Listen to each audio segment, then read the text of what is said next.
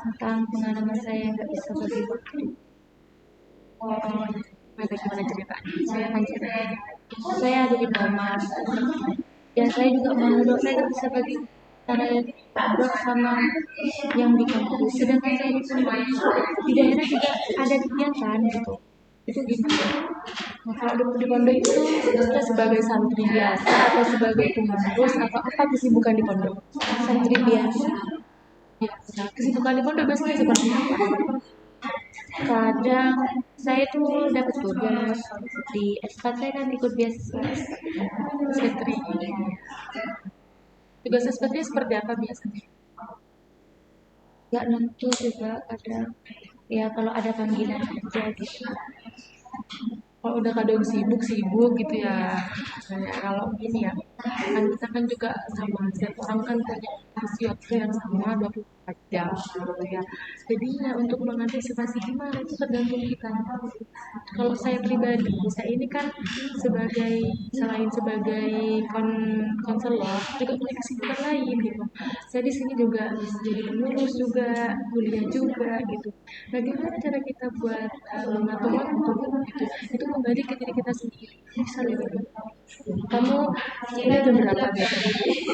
Ke banyakan sih jam 8 keseringan jam 8. Nanti siap-siap dulu jam 8. Nanti kalau misalnya udah gak ada jam iya itu diikat jam. Kalau misalnya sekarang udah gak ada jam. Kadang kan kalau udah di kampus tuh kadang kita kan lengah, kadang kita tergiur akan kenikmatan di kampus. Mungkin kita bisa karena di kampus karena kita anak pondok, di kampus kita bisa online, kita bisa buka IG, kita bisa buka segala media sosial. Itu kadang kita lengah, kadang jangan bilang mudah gitu. Jadinya itu terkadang itu yang menjadi faktor penyebab kita kurang waktu gitu. Jadinya kita manage waktu, jadi kita udah dirasa udah selesai makulnya langsung pulang langsung segera mengerjakan pekerjaan yang kita atau kalau kamu nanti punya waktu luang kamu buat gimana keseharian misalnya nanti kamu tidur jam berapa kemudian setelah bangun tidur ngapain itu terjadwal. Kalau kita punya jadwal kita punya jadwal nanti kita akan iya di sini aku mau mandi terus nanti siap-siap ke kampus pokoknya nanti kalau misalnya gak ada dosen setelah ke kampus aku harus pulang aku ada tugas dari SPTI aku misalnya ada tugas nanti bisa bersih ke dalam mana misalnya jadi aku harus istirahat karena istirahat itu ini perlu gitu jadi seperti itu mungkin kamu bisa membuat jadwal gitu jadinya tertata waktunya gitu enggak yang amburadul. Maksudnya kalau orang bisa memanage waktu itu tidak akan merasa kekurangan waktu karena setiap orang ini kan sama 24 jam sama hanya memiliki kesibukan yang berbeda. Terus apa lagi selain itu sih Mbak, tapi saya sudah nyoba yang sampai terus tapi gak berhasil itu gimana? Kalau yang dicoba kemarin itu seperti apa? Aktivitas apa yang dicoba kemarin? Saya buat jadwal dia buat jadwal itu kadang saya tetap lalai gitu buat ngelakuin hal itu yang sudah ada di jadwal itu.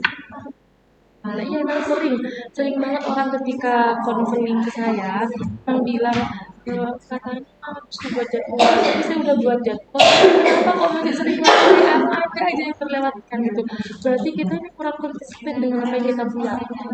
Kalau kita udah konsisten kemudian kita sudah Bismillah aku buat jadwal aku harus mengerjakan ini itu insya Allah akan terrealisasi karena kadang ya kita jadwal cuma sekedar formalitas jadi biar syukur dah nanti ya kerjakan nggak kerjakan ya apa kata nanti itu enggak kayak gitu jadi harus ada niat yang tertata mungkin sebelum adik buat jadwal adik harus berniat di Bismillah aku hari ini sibuk aku harus buat jadwal agar waktuku termanage dengan rapi jadinya Bismillah jadi sebelum baca kan baca Bismillah dulu Bismillahirrahmanirrahim kemudian yang pertama bangun tidur jam sekian setelah itu habis bangun tidur aku mau sholat tahajud misal kemudian berangkat ke kampus aku sekarang ambil jadwal jam berapa ya sampai jam 10 berarti aku setelah jam 10 ini harus istirahat dulu karena aku jam 1 nanti akan ada job misal jaga koperasi atau misal jaga di BPA biasanya kayaknya gitu. Nanti kalau ketika kamu konsisten, kamu sudah berniat, kamu sudah yakin, kamu tuh harus punya tekad yang kuat. Aku harus bisa menyelesaikan job listku hari ini. Gitu. Kalau kamu tidak bisa menyelesaikan, kamu akan kayak kepikiran, aku belum selesaikan. Gitu. Karena apa? Karena ada tekad dalam diri kamu. Kalau nggak ada tekad, nanti ya udah sih asal menulis aja. Jadi yang pertama, mungkin kemarin sudah berusaha buat wishlist, bukan wishlist sih, job list ya, job-job apa yang dikerjakan, karena tekadnya masih belum kuat, jadinya ya nggak terima gitu. Jadi diusahakan nih kalau misal pengen bisa memilih suatu, yang pertama diniatkan dulu. Yang pertama kita Bismillahirrahmanirrahim, saya niat mau membuat job list hari ini karena saya benar-benar sibuk hari ini. Diniatkan dulu baca bismillah kemudian ditulis job listnya. Nah kalau udah dimulai dengan hal yang baik, insya Allah nanti kita akan tergairah, akan rasa di roh kita tuh akan beda, feelnya beda. Jadinya ketika selesai centang-centang akhirnya apa, termanage. Mungkin dicoba dulu ya, mungkin nanti ketika dikurang, ketika misalnya besok atau besok lusa ada job yang sangat padat, ini tuh sengaja buat job list sekian, karena terkadang kita memang sering lalai nggak sih, kadang kalau sudah ada waktu luang gitu kan, kadang kita udah dulu dah, ngobrol dulu deh, kerjakan dulu deh gitu kan, sering kan ya. Jadinya diminimalisir hal tersebut gitu. Jadinya harus nggak boleh ketika udah mulai malas Bismillah, nggak boleh. Saya itu pernah baca bukunya apa ya, orang Inggris, judulnya tuh The Legend Theory. The Legend Theory itu apa ya, di bagian prolognya itu menjelaskan bahwasanya ada namanya, dia itu punya rumusan 5 second, jadinya dia tuh membantah semua hal yang apa ya, yang buat dia males. Aku bisa jadi dia langsung apa ya, ketika ada di malas, 5, 4, 3 terus bangkit itu. Dia itu di awal buku The Legend Theory ini menjelaskan bahwasanya itu punya pengalaman seperti itu. The Legend Theory ini kan kayak jelek benci teori biarkan saja. Jadi ketika orang bangun kita biasa aja, wah sok sibuk, sok apa ya namanya ya, terus ada berapa sok bisa memiliki waktu, terserah gitu. Biarkan mereka, karena dari situ kita mulai apa ya, mulai berani berbeda, kita akan bisa melakukan apa yang kita mau. Ya nggak, kadang kita punya kontrol nggak bisa, itu malah bisa menjadi penyebab ada yang nggak bisa bagi waktu. Kadang kalau udah kasihan ngobrol, ya malah gak ada waktunya gitu ya. Terus nanti misal sudah dicoba nih, nanti datang lagi ke sini ya, nanti mereview apa berhasil atau tidak. Saya tunggu kabar baiknya. Selain tidak bisa menilai apa, sudah untuk kalau sama teman-teman di kamar baik-baik aja, baik-baik aja, tapi kita tuh kadang, saya ngerasa males yang mau balik ke kamar gitu. Kenapa malas? Kurang tahu, sedangkan teman-teman saya tuh ada enak gitu. Faktornya apa? Saya ada apa ya, sebab sesuatu akibatnya seperti apa, itu sebab akibat akan ada gitu. Saat tidak ada penyebabnya, saya nggak ada. Kalau menurut saya tuh saya nggak punya masalah di kamar, tapi saya aja yang mungkin mau menjauh gitu. Nggak punya menjauh gara-gara kan banyak tugas, saya tuh selalu sendiri, kampus sendiri gitu, sendiri ya apa, tapi enak sendiri gitu. Itu gimana, apa saya salah kalau saya berpikiran seperti itu? Enggak. Kalau misalnya kita ada job apa ya, job yang memang perlu diselesaikan, ya kita nggak apa-apa berbeda, kita nggak apa sendiri, tapi jangan sampai kita, karena kita itu kan manusia, butuhkan manusia yang lain. Jadinya kita itu bukan berarti aku bisa hidup sendiri, enggak. Ya aku bisa hidup sendiri dalam menyelesaikan urusanku.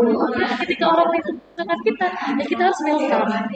Ya nggak apa, ada yang nggak salah. Tapi nanti ketika apa ya, ketika udah selesai tugas, selesainya di akhir, terus ngobrol gitu. Apa ya, kayak memberikan suasana. Karena kalau terlalu sumpah belajar, nanti pas malah emosi ada gitu ya, capek ada gitu. Ya bersosialisasi itu perlu, tapi ada batasannya. Seperti itu, nggak harus ngobrol seharian gitu, nggak, itu salah juga. Atau belajar seharian sampai lupa kalau dia itu manusia dan nggak punya tetangga, nggak punya teman gitu, juga salah. Jadinya harus balance, harus seimbang antara sikap individual sama sikap sosial, harus balance, harus seimbang gitu.